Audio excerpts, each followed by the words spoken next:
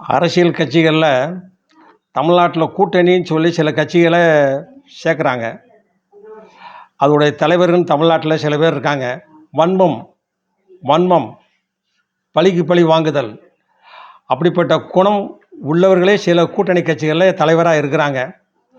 அவங்களையும் கூட்டணியில் சேர்த்து தங்களோடு இணைத்துக் கொள்கிறார்கள். எதற்காக?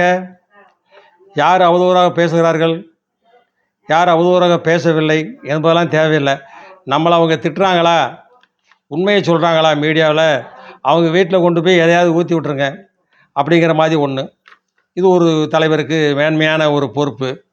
இன்னொரு தலைவர் மேன்மையான பொறுப்பு.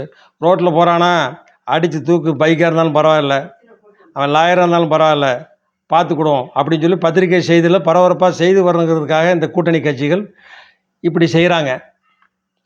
இதெல்லாம் இப்போ கூட்டணியில் சேர்க்கும்போது பார்த்து யோசித்து சேருங்க. தொகுதி நிறையா கொடுக்காதீங்க, ஜெயிக்க போகிறது கிடையாது. இந்துக்கள் ஓட்டெலாம் போட மாட்டாங்க, இந்துக்கள் ஓட்டு போட மாட்டாங்க, ஓட்டு போடக்கூடாது அப்படின்னு மக்கள் பேசிக்கிட்டு இருக்காங்க. அடுத்த வேளையில் வரேங்க.